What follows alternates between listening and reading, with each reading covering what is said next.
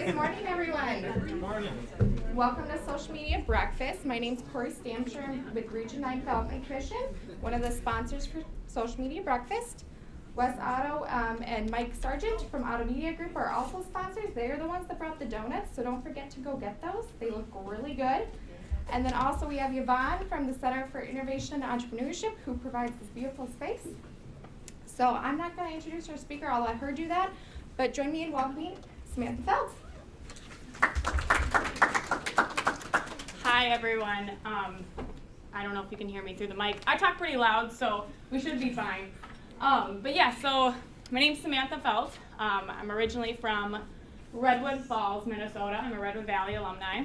I graduated from NDSU with a strategic communication degree and a minor in business. Right when I was in the middle of my college academic career at NDSU, they took the PR and advertising degree and decided to slap a new name on it. So that's basically what that means. And then I minored in business with an emphasis in marketing. I've worked a lot of jobs through many different industries. I have a really hard time deciding things, so I just wanted to try everything. So I had about three jobs consistently throughout college. I worked for a resort in Detroit Lakes as an events intern. I worked at the NDSU Wellness Center for social media. I worked at a local bank, community bank in Fargo as a communications specialist. I was a social media manager for Farmers Union Industries, which is located kind of all throughout Minnesota and South Dakota, but their main office is in Redwood.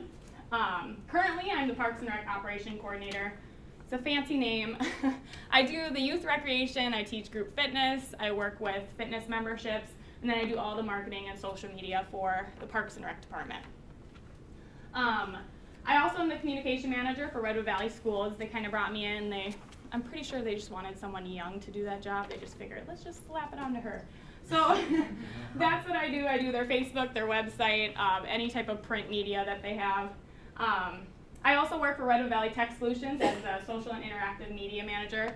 I do a lot of social media videos for her, creating them, as well as some other social media content. And then I volunteer as a speech and a softball coach. So I'm very busy. I don't have a lot of downtime, and when I do, I spend it with my puppy and my fiance. Little other facts about me. I just got engaged in April, so you might see some wedding stuff here because that's one industry that has blown my mind away. If you ever want to get in an up-and-coming industry, that's the industry to go to. And then you'll see a lot of stuff about my dog. I am a true millennial. I love my pet like it's my child. So you'll see a lot of stuff about that. I have a doodle named Augie Doggy. We have a great time. And then I just bought a house this April too. So it is true, millennials are starting to buy houses. We are starting to settle down because we're at that age where we're starting to have kids. I'll go through some statistics later, but it's true. I don't have a ton of credibility for this presentation, except for I was born in 1993. I am a millennial. I'm living proof. So that's my main credibility. I'm really excited about this topic. I've always been interested in the different generational divides and how they work together. So, with that being said, there's a lot of misconceptions about millennials. Some of these are kind of true, some of these aren't. Here's a good video just kind of going through that. As a millennial, I'm part of the most advanced crop of humans that our species has ever. Uh-oh. Try again. Sorry about that, guys. Maybe not.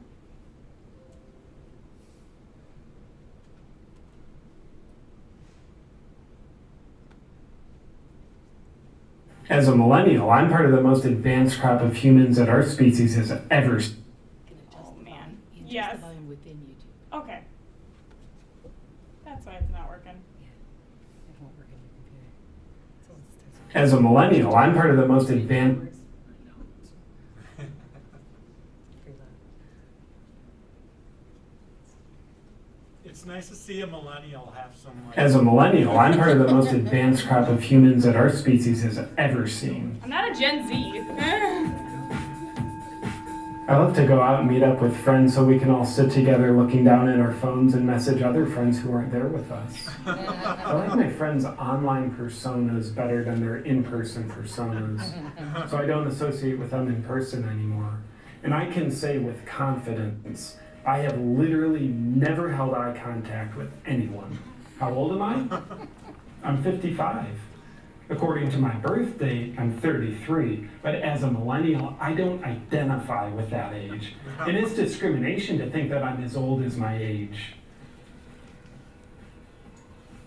Now I'm 65, which means I should qualify to get Social Security checks every month now. When I order something off Amazon, it pisses me off that it takes until the next day for it to arrive. I mean, what kind of BS is that I have to wait almost 24 hours to get my new cold brew coffee maker?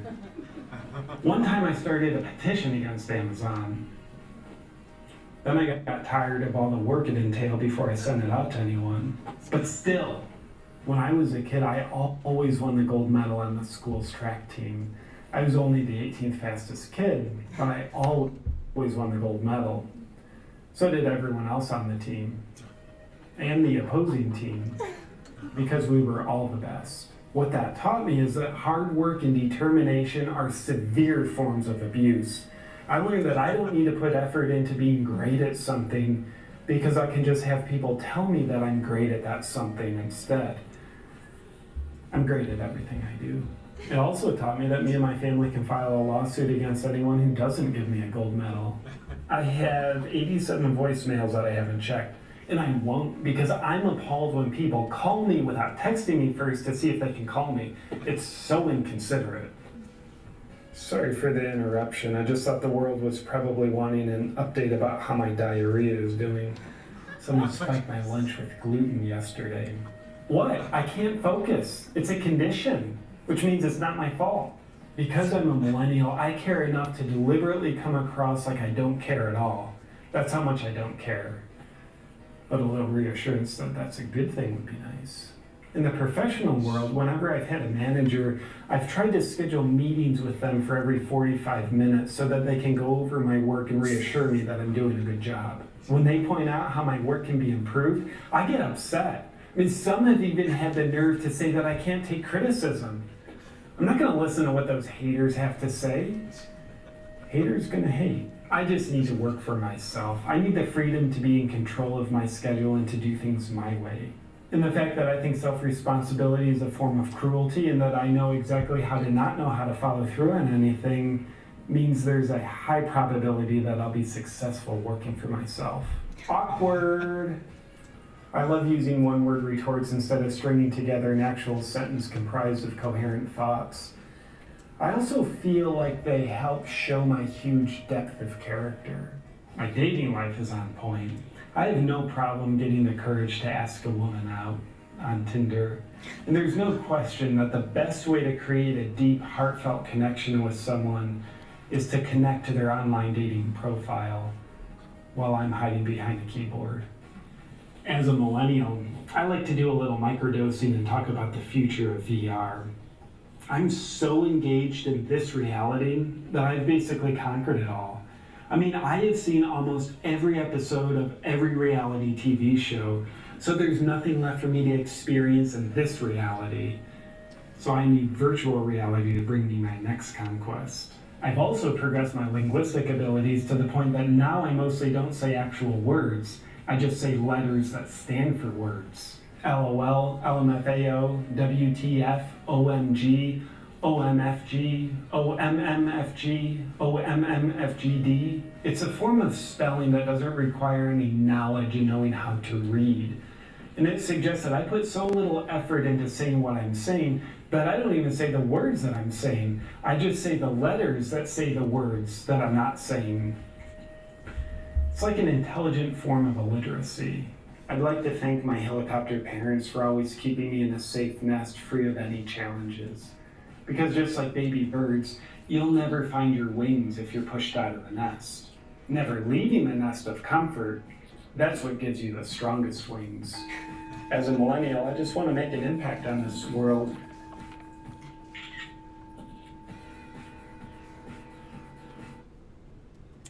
So obviously there's some misconceptions. He's very extremist millennial, but some of that's true, and I'll admit it too. So who are millennials? So they're born between 1981 and 1996.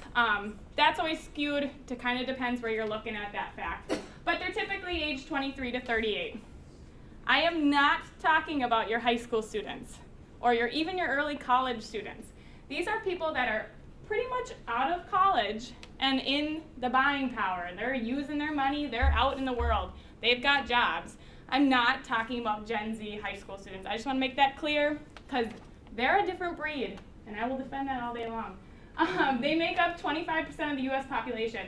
I actually just read that we have now surpassed baby boomers, and we are the largest generation in the population. Think about that, 25%. So we make up 21% of the consumer discretionary purchases. That's over $1 trillion in direct buying power.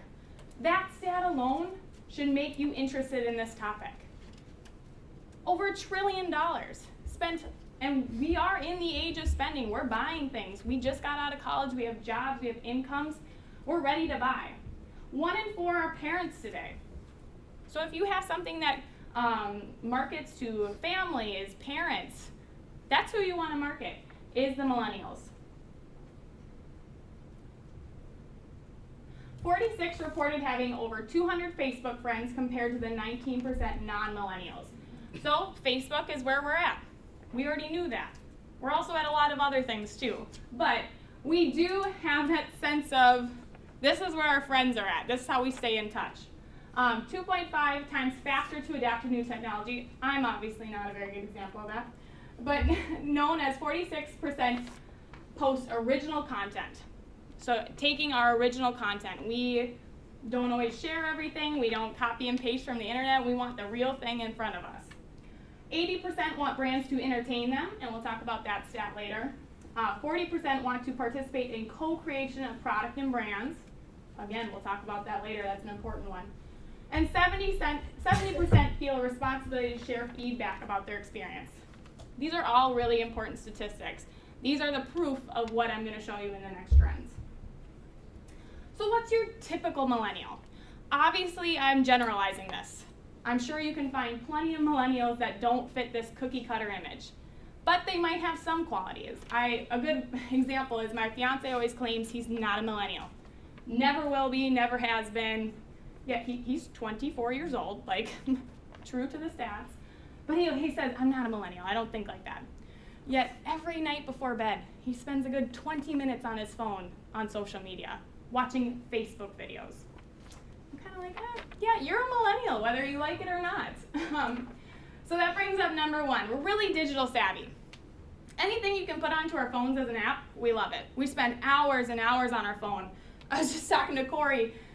It's really kind of disappointing that they put your screen time, that you can see that now, because nobody wants to know that you just spent 5 hours on your phone today.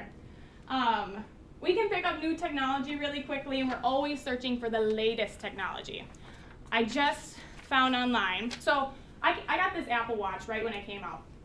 I thought it was the coolest thing. This is like a Generation 1 Apple Watch. I thought it was the coolest thing. Well, now they have glasses. They have like glasses that you can like schedule your appointments with. You just talk to your glasses. Like, crap, now I gotta go get some glasses. Like, I don't even wear glasses. But I want them because they're new, it's innovative. We like new technology. We'll go over to convenient connection. So we want to experience something without actually leaving our home. That statement kind of reminds me of the video. But we like video chats. We like streaming stuff on social media. We can join those live videos. We can join the Instagram TV launch. We want everything at our fingertips. Like I said before, if you've got an app for it, perfect. I can just get it right from my phone. And we want those all-in-one products. So there's a reason why smart homes become huge lately.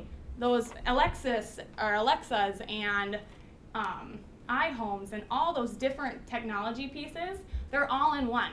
I can put my calendar, I can watch YouTube videos, I can control my lighting, grocery list, all on a screen. We love that, it's convenient. I love this one, we have a good BS detector. So I'll admit it, Millennials have huge trust issues. We do not trust it easily. We want to know why we have to pick up the phone, or we want to know why we would pick up the phone to an unknown number when we know it's just going to be a telemarketer. That's where our trust issues come from, is we've been scammed. We watch our parents get scammed like for years and years, so we have a really good BS detector. We want things that are authentic, that are real. That's why video's taking off, because we don't want those edited pictures, you know, we want the real thing. And the last one, health, environment, and helping the greater good. So, have you ever noticed how many more gym options there are now? Like, we have gyms that are just for cycling or just for yoga. It's crazy. 10 years ago, 5 years ago maybe, you wouldn't have seen that. When I was in school at Fargo, you had your typical, you know, community gym. Well, by the end of my time at school, there was a cycling bar, 3 yoga studios, a bar. Like, there's crazy amount, and that's because of the millennials. We care about our health and fitness. We watched our parents smoke and drink and do all these unhealthy things, and they still might be doing them, but we don't want to end up like that. We want to care about our health and our wellness. And helping the greater good. So we really, and we'll talk about this later too, but we really do care about the environment. We care about preserving it and, you know, sharing it with the world. And it's really funny because I said we're tech savvy, right? So we'll go to these beautiful state parks and we'll do all these beautiful things in the nature and in the wilderness, but we have to take a picture of it. We have to share it. So it's funny that I say authentic and like that's what we want, but we still want to share that authenticity. So when I first gave this presentation, I wanted to see like actual stats from like people I knew. So I put a Survey Monkey out on Facebook, and I wanted to see, you know, what are millennials spending time on. So I pulled the data just from the millennial age group, and it's which social network do you spend the most time on? No surprise there, Instagram. If you want to target millennials, if your product or service fits the millennial persona, you need to be on Instagram. If you want to target Gen Z, move on over to Snapchat. But we're still on Instagram. We are loving every single update that they give us. And obviously Facebook is also a great resource. Twitter, kind of a hit or miss if you have a good news piece or if you're very news content heavy. Twitter's a great way. Like, sorry, Gen or baby boomers, but I don't really read the newspaper. I go straight to Twitter if I hear about news. I literally search for news on Twitter. So, something to think about. And then select the social media networks you follow companies or brands on. So this is where Facebook takes the lead on this one. I think that's, in my opinion, that's mostly in part due to the ads that generate off Facebook. They're so clean, and you can swipe and shop right on there. Not saying that Instagram doesn't have that too, but it's just more clear. So I think when you're targeted on Facebook through an ad, it's really easy to just like that clothing store or like that service. How many hours a day do you spend on social media? I think people lied about this. I think it would really be 3 to 5 hours. But they said 1 to 2. But that's still an hour to 2 hours that you could be targeting your potential customer. And it's just by maybe putting an ad on social media, because they're on there for a good 2 hours. You're bound to get them if you put a little, marketing strategy into it. So I have, I think, 6 or 7 trends that we need to talk about when it comes to millennials and what strategically we can do to target this age group, to target maybe not even this age group, but this generation. So like you might be a baby boomer but have millennial trends. We're still going to target you. So the first one, around 69% of millennials experience the phenomenon FOMO. And according to Strategy Online, 60% of millennials make reactive purchases because of FOMO. In other words, they'll buy something just because they feel like they're going to miss out. FOMO, the fear of missing out. This has become just huge. Like, anytime you post available for a limited time, you bet there's a millennial out there setting their alarm, setting a reminder, hey, I gotta take advantage of this sale or this deal before it ends. Contest sweeps, live video, countdowns, sneak peeks. I love sneak peeks. whenever you put like a little sneak peek of a new product launch or some new piece of equipment coming, we love that because we're gonna check back. There's like multiple accounts online where they do a sneak peek and I'm like, oh yeah, I gotta remember they released their new fall stuff or something like that. And then finding new alternatives to traditional ads. So any way you can spice something up. Marketing is basically trial and error a ton of different times, especially with millennials, because we are always looking for that new and upcoming thing. So you do have to do a lot of trial and error. Great thing about it, you can delete it. It's not gonna hurt to delete an ad. But I pulled a couple different ads that popped up on my own timeline. But this first one, Shop Dog in Sioux Falls, they had a code Valentine for 20% off. Of course, I set my, reminder that night, make sure you go on Shop Dog, because this is a great deal. And it was just on their Instagram story.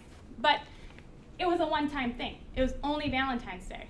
So I felt like if I did not do it on Valentine's Day, I would miss out on that sale. Realistically, they'd probably have another 20% off. But another way, so right here, Target, this isn't Target, but it's a blogger for Target. And they just sent her like a cute little gift, and then she got to advertise it on her Instagram page. And then they just said, new loyalty program launching October 6th, which just came out, is awesome. But that's like something, that's like leading up. We're looking forward to October 6th. We're gonna check back on October 6th. And then this other one, I'm actually going to this, I just bought tickets because of this ad. This was an ad on my Facebook, it's Forever Bride. It's an expo in the cities, and it says use code for engage for 80% off. Well, little me was like, oh my God, I have to do this right now, like that 80% off, that's crazy.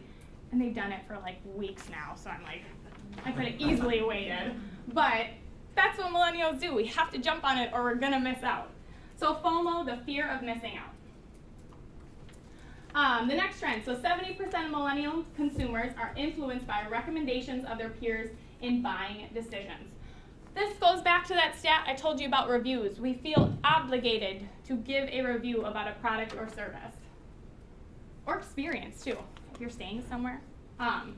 So trend number 2 is a brand ambassador. So hearing from people we trust or idolize.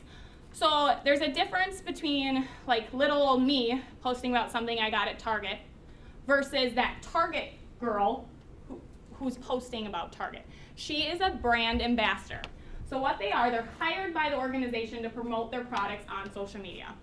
This doesn't need to be a celebrity. This can be just one of your very, very devoted customers who has a good online social media following.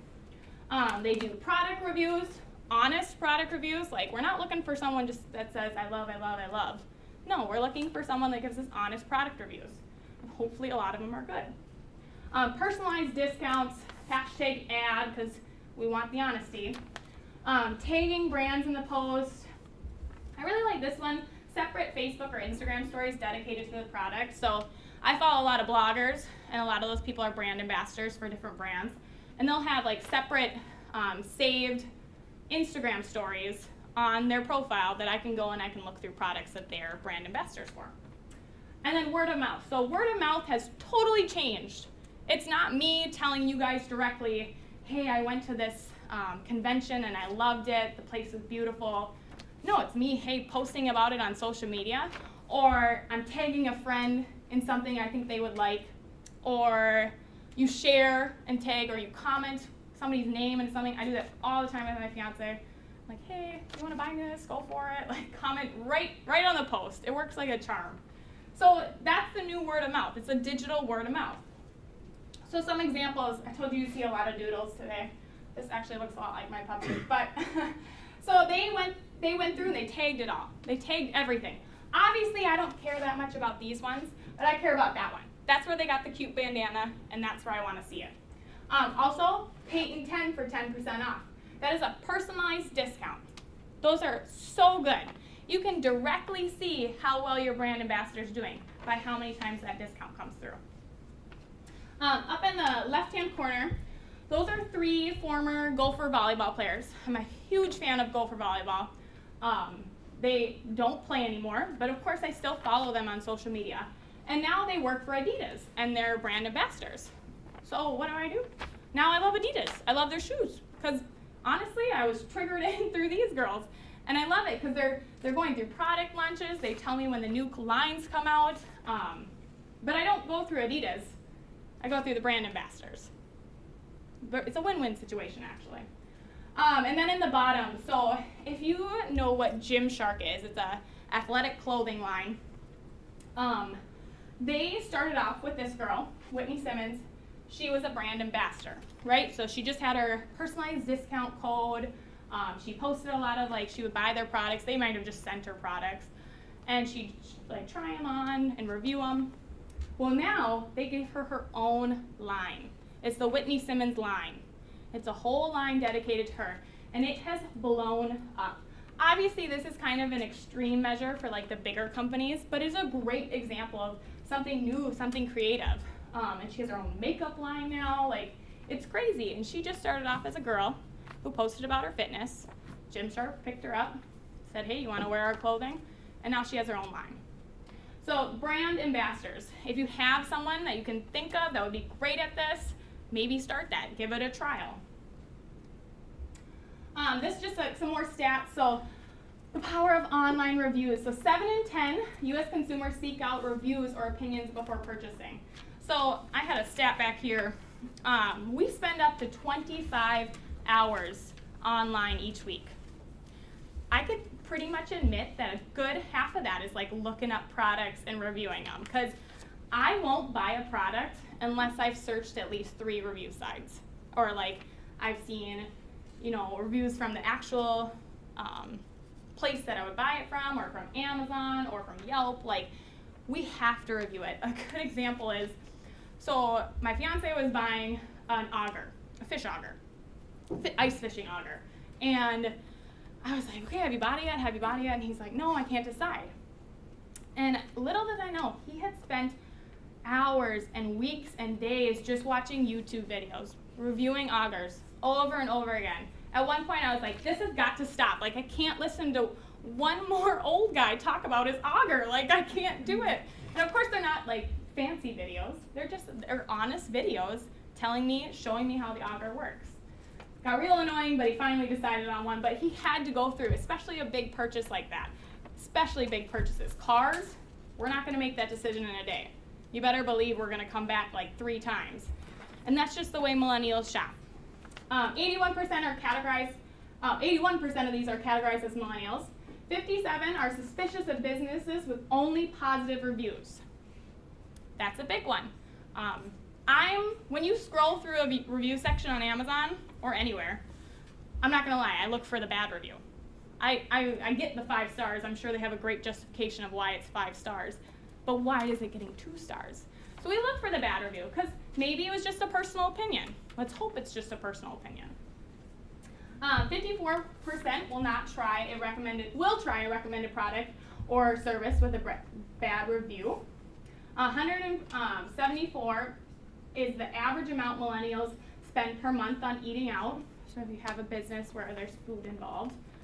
We don't like to cook very much unless it's like a package delivered to us with full instructions, like Blue Apron or something like that. So if you have a food business, target those millennials. 87% of millennials will splurge on a nice meal out even if money is tight. This one just makes me laugh, because it's like, we could be poor, right out of college, like don't know what to do with our lives, but we will not miss out on that family dinner with all of our friends. Okay, we won't. We have to participate. We have a fear of missing out. We will not miss out on that meal, because something cool will happen, and we'll still splurge and we'll have 18 bucks in our bank account, but it's fine. I got that experience, because we're more into the experience. All right, the next one. Video streaming represents 74% of internet traffic. Holy moly, 74%. If this doesn't tell you that video needs to be a part of your social media strategy, I don't know what will. And I know you guys have heard it multiple times. Video, video, video, video. You need video. It's true. No longer stick around for the videos where you're just holding it in front of your face, walking around, bad lighting, bad content. I'm not saying you have to hire a huge media program. That's not what I'm asking. I'm saying maybe set it up, make sure there's some good lighting, good sound, make sure there's not a lot of background sound, and then give us your video. because we're more likely to stick around for the whole video than watch the first 5 seconds and leave. So another good key about that is we watched a lot of crappy infomercials growing up, so we want something authentic, something good. So it must entertain us or inspire us. How-to products and reviews, those are big, like I said before. If you ever have a new product and people are hesitant, remember, we don't like getting out of our house and going and actually seeing it. Show us a video of it. Show us how it works. Event streaming, that's huge too. I love that we're streaming this right now. That's awesome. Because if somebody can't be here, or they're maybe out of town, this is a great way to interact. And it's like I said, it's your gateway to an interactive experience. So I have a couple videos to show you.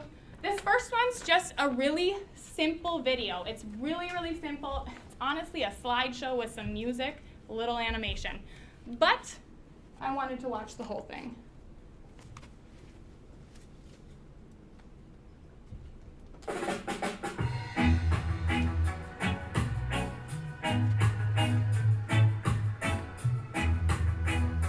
This popped up on my Instagram, but I found it on YouTube.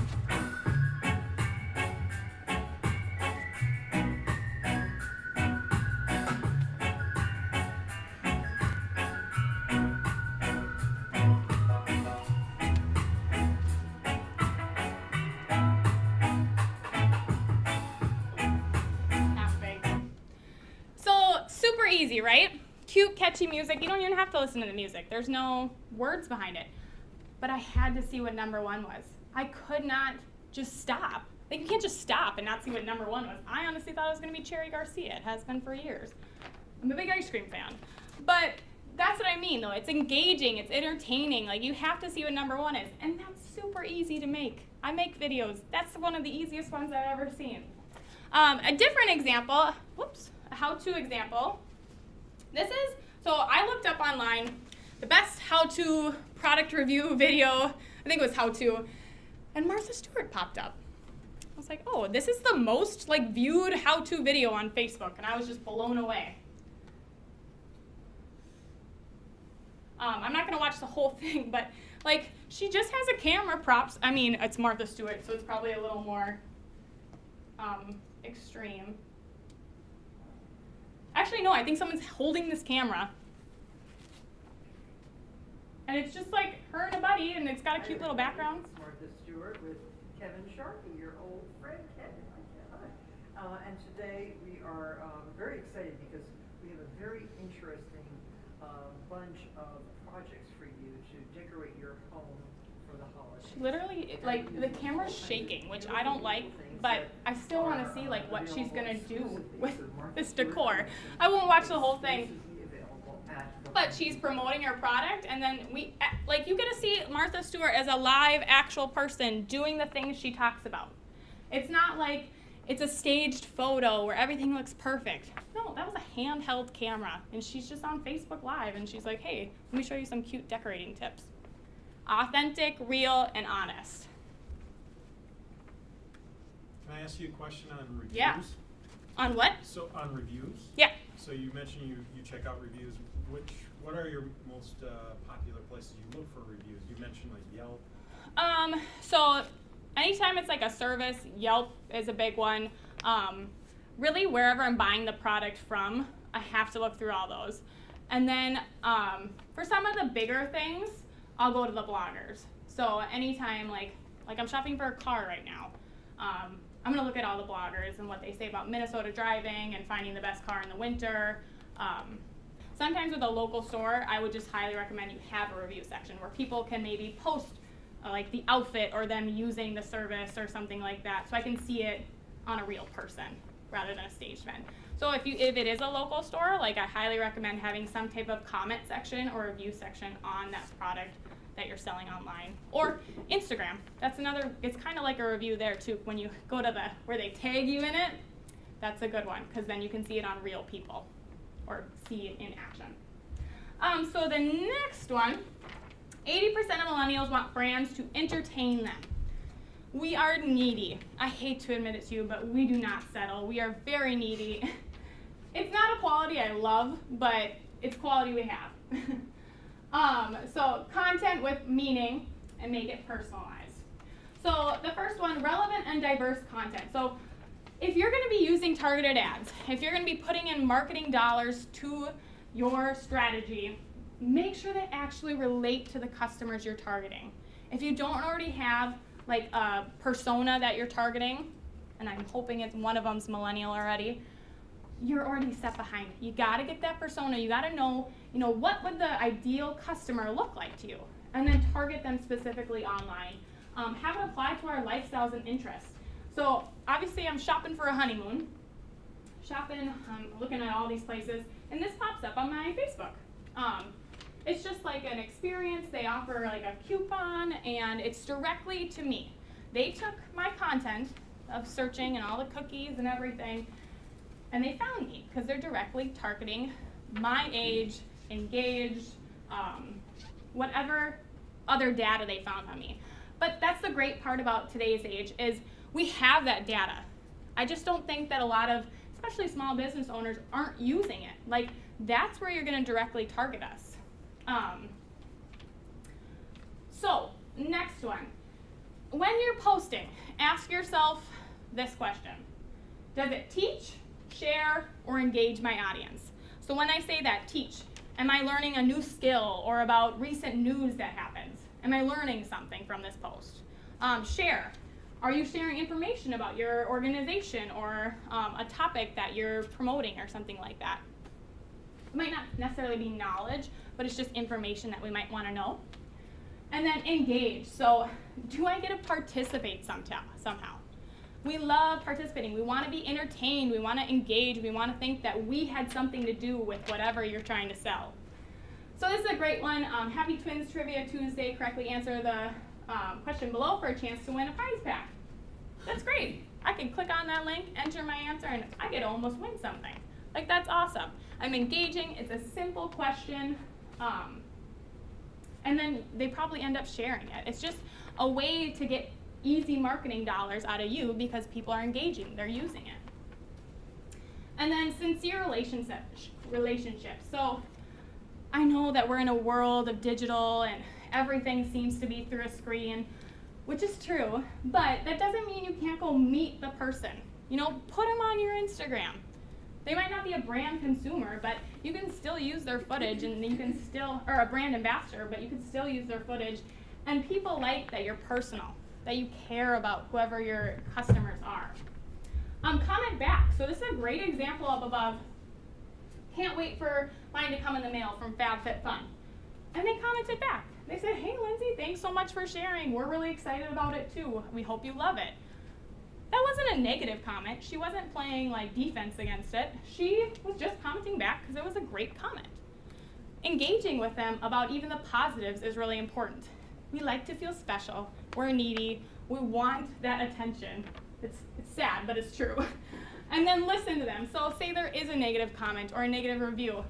Comment back. Take into their consideration.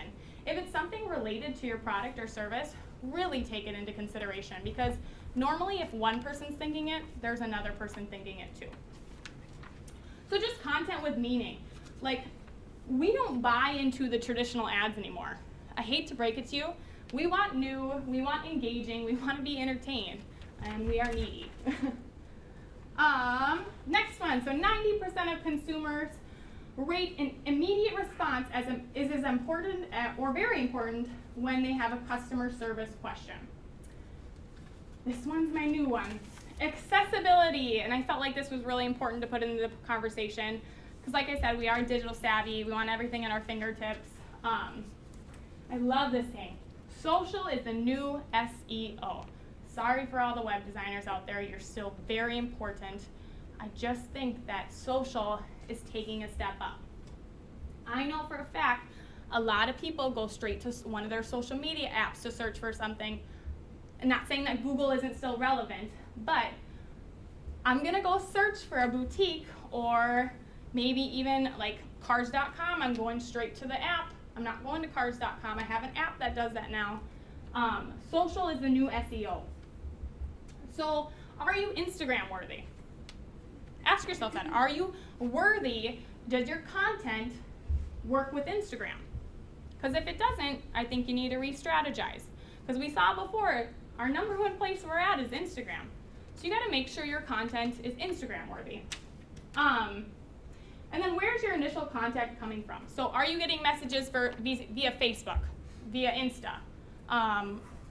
Maybe you have Snapchat. That'd be really cool if you got like a lot of comments back on Snapchat. But where is that initial contact coming from? Is it coming from an app? Or is it honestly coming from your contact page on your website? Like for me, I probably contact people more through Facebook Messenger or Instagram Messenger or Instagram comments or anything than I do through their contact page on their website. So think about where you're putting your marketing dollars. This is a good strategy. It's not to kind of cut out your website because we obviously want a lot of information still. But where are you putting those dollars so they're most effective? So marketing extends beyond the ad. So great. Initial contact was on Instagram. You found them you got them, you hooked them. Well, now what? Where does that link out to? The website. Okay. So now we want to care about the website. Blogs are super awesome. I said it before, like I'm a big blog fan. Anytime I can read more extensively about a product or service, I'm gonna do it. I hate seeing, this is my number one pet peeve, is when I go to a website and I click on their news or their blog section, and the last post was like 2 years ago. I'm like, that's not gonna help me. You know what I do? I exit it out and I find a different service or I find a different product. Because I'm like, then I don't know if anything else is updated. I don't know if those store hours are correct. I don't know, like, keep the content rolling. It does not have to be like a full 2-page essay. It can be like a 10-point, like, little snippet about your business. Like, here's 5 new things about this winter that you need to know for your house or something like that. It can be super easy. Actually, we like it when it's easy. Quicker. And then mobile friendly is no longer an option. You can no longer not have your website be mobile friendly. I would say of that 74% internet traffic, I'd say like 65 is coming from our phones or our iPads. That's where it needs to be mobile friendly. A couple examples. So when I say like social is the new SEO, I was in the cities a couple weekends ago and I'm like, oh man, I really want to like go experience something really cool with food. So I searched hashtag Minnesota food. And look at all these beautiful pictures that came up, and I can go directly to that page and I can see all those wonderful places with this beautiful food, and that's how I searched it. That was my SEO. Are you showing up when they search you? Another good one on the bottom left, so this is actually RV Tech Solutions. I really like that when you have websites now, there's a chat bot. Not everybody likes chat bots. Sometimes they're a nuisance, but it's easy, it's convenient. I just went on one, it was a Mankato company, I can't remember who now, but they had a chat bot and it actually sent a text message to whoever owned the business, and then we texted back and forth. It's like, that's awesome. I don't have to re-log into the page or keep my browser open. We just chat over text. And then this one right here is a good example of a blog. This is a little online boutique candle store. And I just loved it because they consistently posted blogs, and it was something I was interested in, something that would entertain me as a millennial, as a customer of theirs. That's why I stress so much, you have to have your customer persona, who you're targeting. And you might have more than one, but then you have to have more than one strategy. So accessibility, making it Instagram worthy. About 50% of millennials will be more willing to make a purchase from a company if their purchase supports a cause. So going back to the beginning, when I said we love helping the greater good. Anytime we can help people, we'll do it. It doesn't seem like that sometimes, but we do care about that. So the gift of giving. Sell your purpose, not your product. You could have a mediocre product or service. That's fine. You just slap some PR on that and you'll be good to go. You slap a little good nature on that and people will come. 66% are willing to spend more on a product that gives back. And I'm not talking about like a one-off charitable donation. That's great, don't get me wrong, but that's not the smartest marketing strategy. Maybe integrate something that supports the like daily life. So like every purchase, we're gonna give $1 to this, or buy one, we donate one. Something that can be ongoing. So I highly recommend partnering with a charity or a nonprofit organization in your community. It does not have to be like the American Cancer Society. I'm saying that you shouldn't donate to that, but it can be something that can like also benefit a nonprofit in your area. Buy one, give one. We'll talk kind of about an example, but anytime you can do that, people love it because they feel like my purchase is helping someone else. It's a little superficial, but in the end, we're still helping everybody. And again, instead of one-off charitable donations, do that every dollar spent, we'll give 10 cents or something like that. And then provide not only on products and sales, but it provides an overall benefit to your community. So I want to know that when I use your service, when I buy your product, I'm still helping the Mankato area or wherever area you're in. I want to know that I'm doing something good through this purchase. If there's a product out there, there's two products, same product, two different companies, and one gives $1 to a nonprofit, and it might be like $5 more, I'm still going to pick that one because it does something. It's the greater good. We care about that. I have some examples for you. So, Ivory Ella is a t-shirt company. They might sell more than t-shirts. But their whole philosophy, the whole reason they started this whole company was to help elephants. Right? Simple idea. I want to help the elephants, the African elephants. Well, they've blown up. They sell their t-shirts everywhere, tons of boutiques. And what they do is they really integrate it in their message through social media. They want people to know that when you buy their shirt, you are helping elephants. It's simple, right?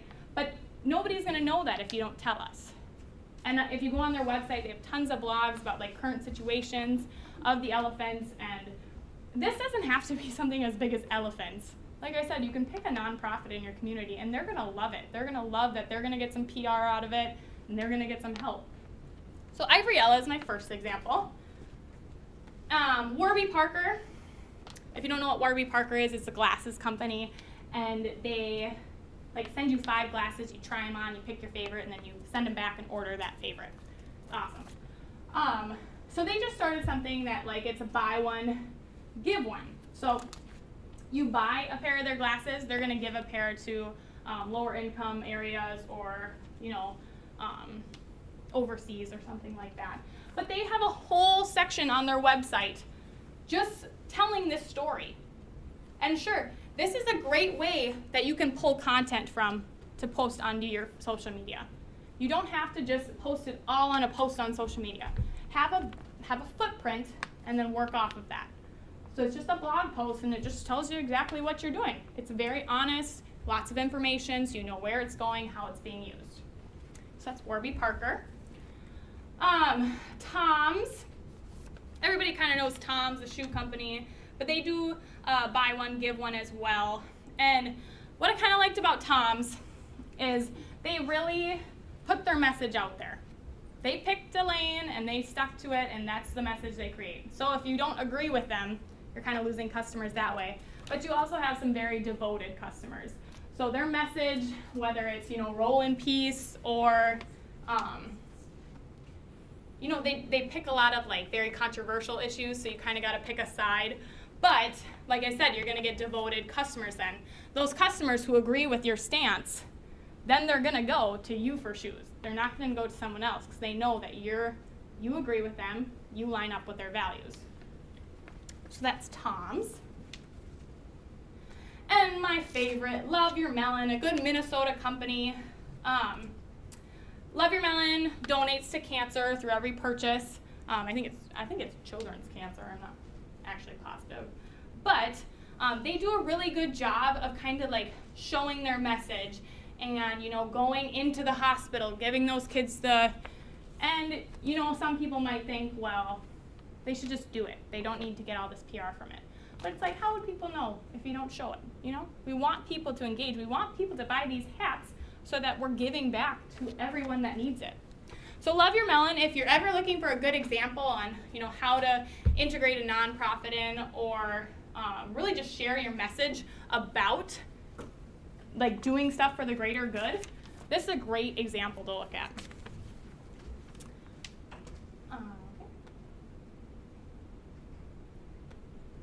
So giving back, integrating some type of nonprofit into your strategy. And my last one, so 84% of millennials report that user-generated content has some influence in what they buy. If you only take one trend away from me today, please let it be this one, because this is the most important trend you will ever learn about targeting millennials. This one right here. User-generated content. Let your audience be the star. I love that, because like I said, we're needy, we like to be entertained, and we like to know we have a say in something. So if you're letting us be the star, we get a feature on your social media page maybe. So the problem is we have lots of trust issues, right? I said that before. We do not trust very easily. We like lots of reviews, we do our research, we want blogs. Well, the solution is user-generated content. This is not brand ambassadors. This isn't a celebrity or a super fan posting. This is like my friend or my cousin posting about a product. I know them, I trust them, I know their style, they're people around you, people in their community. So a great way to do this is share your followers' posts. So this is a great example with Cabela's Golden Hour Smackdown, and then they gave them credit. They said, quote and photo by HHawkins_12. This isn't like paid, like they didn't pay him to post this. It's free. That's why this is the most important one. This is free content. Sure, you might have to ask, hey, can we share your photo on? Most of the time you don't even have to ask, because we love it anyways. But it's free, and look at this, you would have had to pay a photographer to pay this, or to take this photo. Like, that's great. That was free. I can't get over that enough. And we trust it, because there's a lot of people that probably know him and that were like, hey, I saw you on Cabela's, like Facebook, that was so cool. Yeah, it's great to see our own people, our own little selves out there shared by companies. So something we can take credit for. And then again, we want to think we had a part of it. So anytime you can promote interaction through polls, surveys, quizzes, we love doing that. We spend a lot of time on our phone. We want something to do on it. And once again, we just want to know we were part of the process. So if you're ever debating something, go to social media. Find what works. Find what people want. They'll tell you. We're not afraid to tell you. Samples. So sending out samples and having people say, hey, review this product online. I got lotion from some little company or something like that, and they sent a card they said, we'll give you 15% off your next purchase if you review this product online. I'm like, okay, done. So I just shared a little story about it online. Awesome. And then tagging and sharing. So make sure you do give credit where credit is due, and you share that content that they're giving you. I can't stress that enough, that it's free content. And I'll be honest with you, there's a lot of good photographers out there these days. Take advantage of maybe not like professional photographers, they might charge you for it, but there's a lot of people with such fancy iPhones these days that you can take a great photo.